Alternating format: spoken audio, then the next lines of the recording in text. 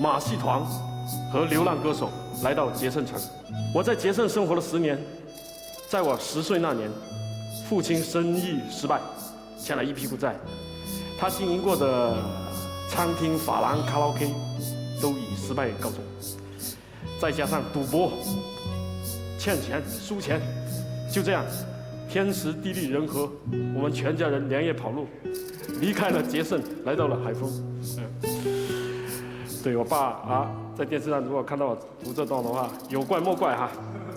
对，你就当我在写小说好不好？在当时呢，我在捷胜就看到一个外地人。有一天，我在地上捡烟盒的时候，捡着捡着，一抬头看到一个穿着拿着一把吉他、长头发、大头皮鞋、牛仔裤的人，背着把吉他。就我第一次看到一个活的外地人走进捷胜城。这个打扮的人呢，很奇怪的人呢，来到这里弹琴唱歌。因为当时没看过外地人，所以这对我来说是一件很神奇的事情。很少人会没事跑来捷胜。这个闯入者对我颇有一些教育意义。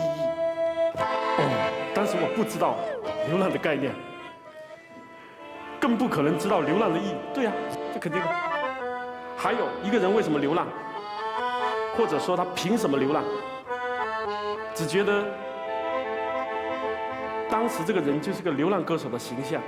如果要抓一个流浪歌手来做标本的话，那就是他了。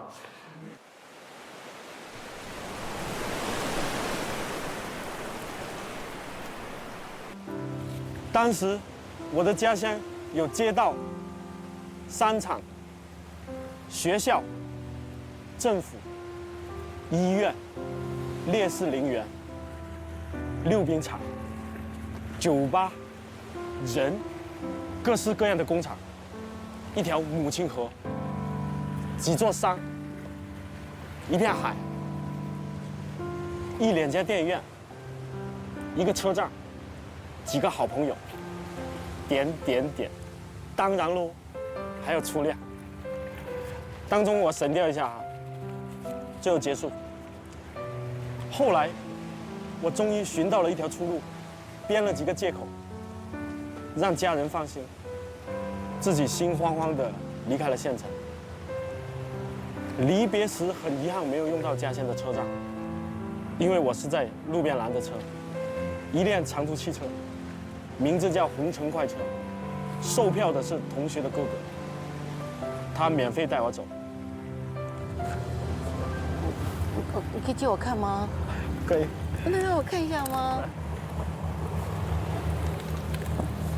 我也很好奇，你说离开家前1年，在一个背标股厂上班，对，一天工作9小时，没有休息日，没有休息日。你说早上厂房其实很漂亮，对，很漂亮。它是个阳光从一排玻璃窗里面照进来。我首先要做的事是将这些老式窗户一个个打开，每个窗户都用一根木棍架起来，很有趣，很古代。就那种架子的。对。哦，很好玩呢。然后窗户旁边放着很多的贝壳，这些巴掌大小的贝壳里面有一些奇形怪状的增生物，然后像很多奇形的珍珠，不规则的粘在贝壳里面，形态各异。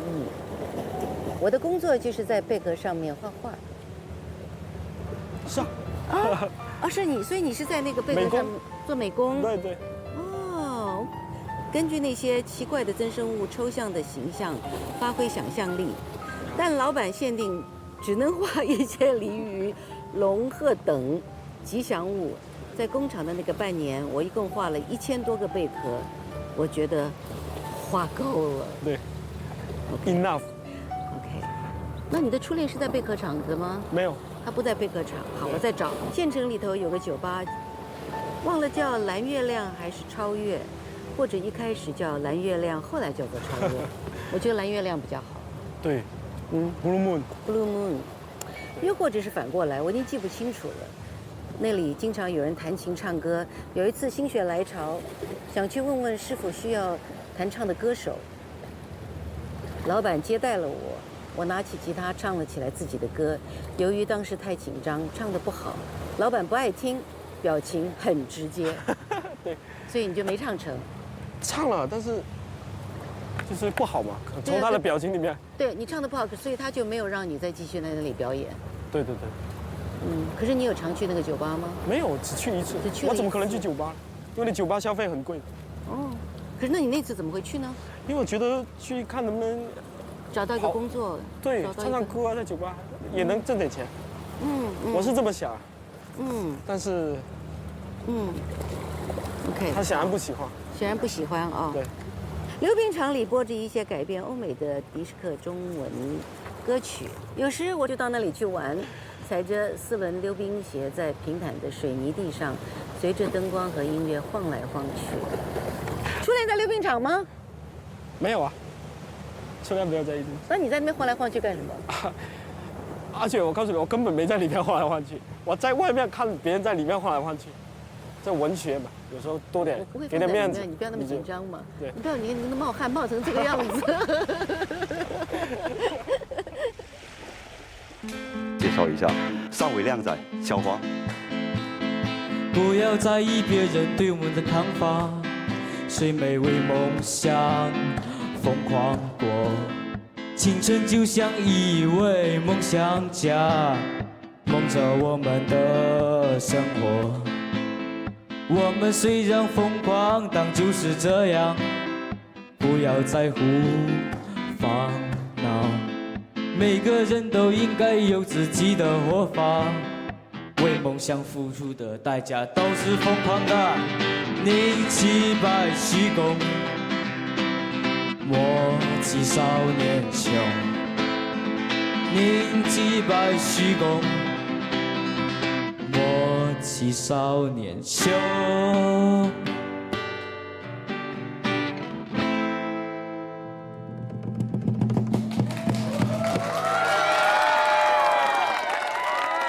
大家好，我这边纠正一个错误啊，我是海风靓仔，不是尚伟靓仔。太酷了，太酷了！我觉得啊，你啊，技术比我厉害多了，很好很好，真的很棒。时代变了，还有时代变了是吧？当然是没办法跟您之间比较。不，我不是这个意思，我是说技术你确实，我是说你的技术确实比我好。因为现在嘛，我们家庭条件也好了。假如说呢，我现在想听平克·弗洛伊德的歌，我一查就有了，就不像之前那样，我要去买一张碟片，甚至可能整个海陆丰也没有这张碟片，是感觉很困难的一件事情。所以这就是一些时代上的区别，人们可能就更加珍惜这些来之不易的东西。你13岁，这是你什么时候写的这首歌？我写的时候呢，是因为疫情期间，因为在家里面闲着也没事，我就放了一下我之前的一本日记，记录了我当时5年级的那个夏天，感觉这段回忆是很值得我去怀念的，于是我就开始写歌。张姐，我发现一个问题很重要啊。他讲话什么的都比我那个时候13岁的时候会讲得多了，他好厉害啊！他很清楚说，其实他很珍惜你们的青春，他觉得你们那个时候比较辛苦。那可是你知道吗？他们就是因为那个时候什么都没有，所以他们就离开了海丰，然后去寻找。你会不会像他们一样，在这个年纪的时候很向往说，哎呀，我想去哪里？我想去哪里去？听更多不同的东西，或者是看不同的东西呢？如果去大城市发展一下，见识更多那些知识啊、音乐啊更强的人，我认为是对我们学习音乐有很大帮助的。昨晚被雷声吓一跳，天好久没有这样大发脾气了，也许是为了叫我吧，还是点，反正我不怕，我也不必怕。中午和阿叶去吃了一个午饭，然后就挥别了我父母，就坐上了往广州的快车。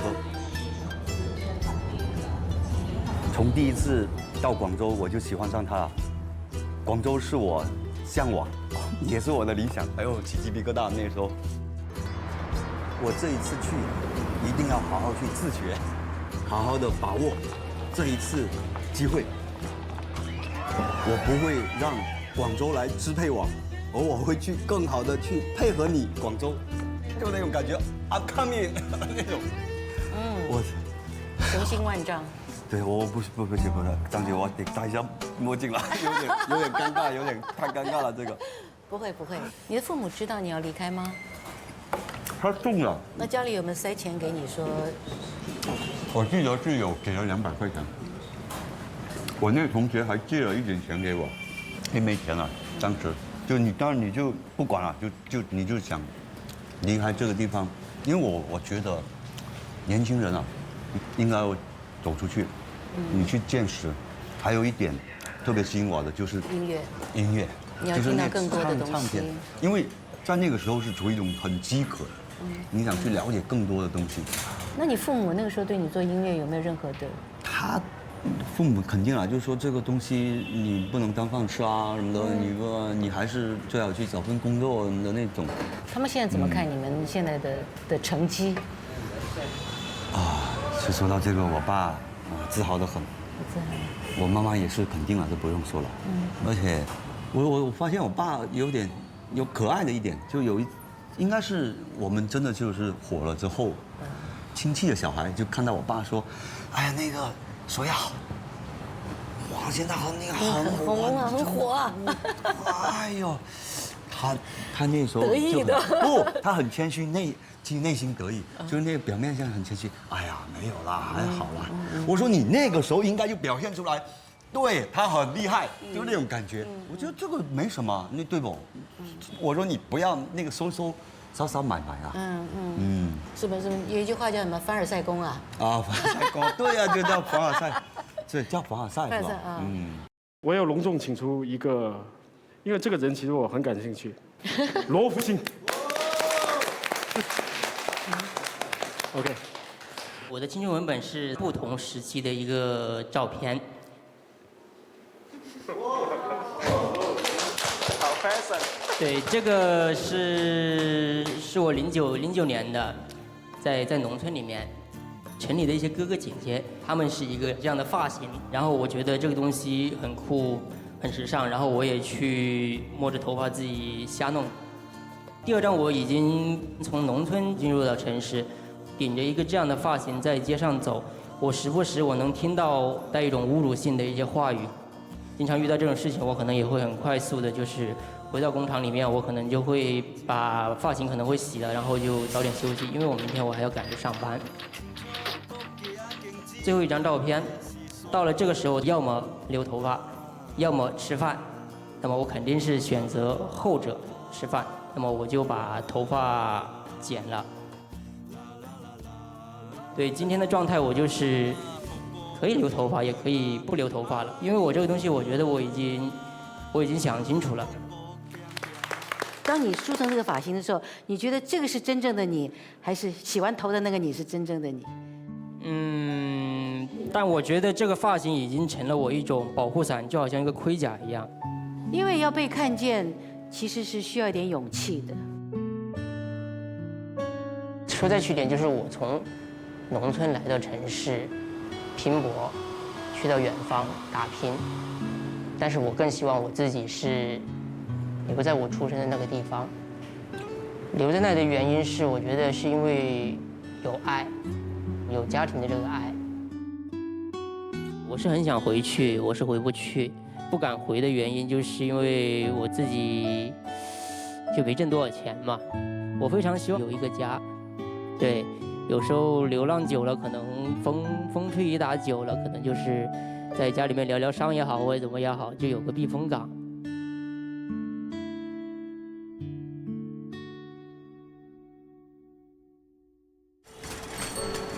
1997年之前，彭泰中学的学生乖得像兔子一样。初一到高3，我在那里读了6年。考美院落榜之后，我过红尘中学复读。在那个千军万马过独木桥的年代，这个词毫不客气地将高考失败者们往水深火热的悲壮里又推进了3次。不过我来到红尘中学之后，我发现这里的情况跟我想象的有所不同。一开始我很不习惯这里，慢慢的我发现这里到处爆满着野性。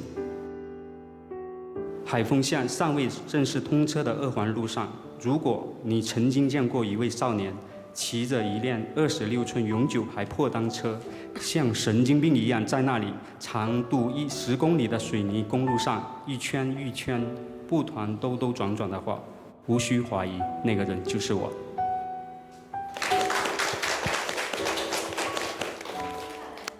其实我出去读了几年的大学，然后又回到了海丰。我在同一个地方流浪。你在同一个地方流浪？对，我一直在流浪。可能有些人他脚迈出去了，他心还在待在一个地方，他的爱好、他饮食习惯还是在陆丰、海丰、广州的话，其实他的世界还是挺小的，不管他去哪里。对，就像很多人出去旅游，其实他并没有出去到旅游。对，所以他只是到那边去打了个卡就回来了。对，其实我们在原地，可能我们阅读很多东西，也算是一个环游的世界。有去你的咖啡厅啊，我感觉到那边好像是聚集了很多都很喜欢艺术的朋友，几乎所有在海丰喜欢玩音乐的、玩艺术的，都会在你那里出现。对，很多朋友愿意去那里，就像去我的家一样。上一次有一个朋友在问我，为什么海丰有5条人嘛？然后我你跟他讲，其实海丰还有8条人，你知道，就他们都不知道而已。还有另外2万条人。对，好几条人在那边。其实我在《生辰记》里面有写了一句话，叫做“立足世界，放眼海丰”。当时我们到处都写的都是立足海丰，放眼世界嘛。我到时候为了唱了一个反调，就反着来。我说不是海丰出了5条人，而是有了这么一个高度以后，再写海丰的东西，然后才产生的所谓现在的5条人。所以，这个世界才是决定了五条人现在的成绩。这是他们的最原始的东西。对，其实你站得高一点，然后看得细一点，所以我觉得他们当时的离开这个很偶然的离开，就是有了这个高度。我这2天也在跟他们讲，我说你要知道你要谢谢海丰，因为海丰没有，所以你才会要出去。我感谢我爸，感谢我爸的一无所有。那你这么说，我还要感谢我爸破产了。一切都是正好。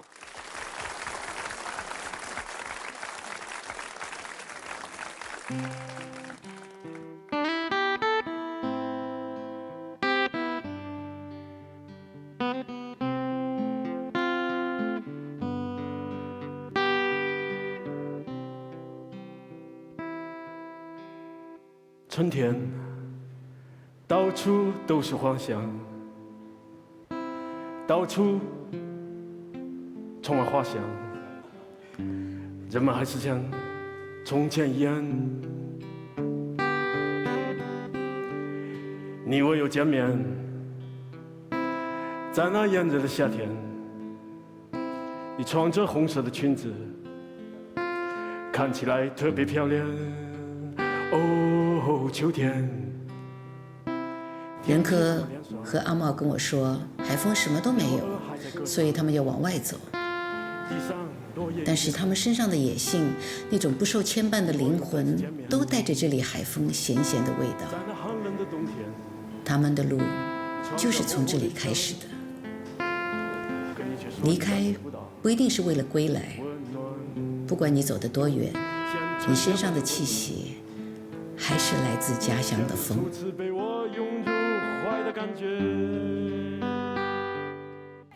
我觉得青春就是不会去想青春是什么这个问题。是青绿色的春天，一切正在生长的事物，一切富有生命力的，它都是属于青春的。在我的世界里的话，就是我结了婚了，我现在想做什么都不能义无反顾的去了，要考虑到家人了。我觉得青春就是那些年我们一起翘过的课吧。我现在想回学校读书，很想。我想唱一句歌词，青春真可愛，青春。你曾经对我说你永远爱着我。哎，如果那个时候叫你选的话，你会选哪个先？VNT 会员每期专享惊喜彩蛋，更多高能片段等你解锁。感谢爱回收的支持，放心烂手机就找爱回收。上微博参与念念青春官博联合微博纪录片的青春中最美好的瞬间是什么？互动征集活动，赢节目惊喜周边。感谢独家社交平台微博首席合作媒体新浪娱乐微博纪录片新浪综艺对本节目的大力支持。回来当一个钢琴老师，有时候你写一写，尤其你念一念，这世界上一定不会是只有你孤独的。你当时是什么时候开始你要跟我讲再见？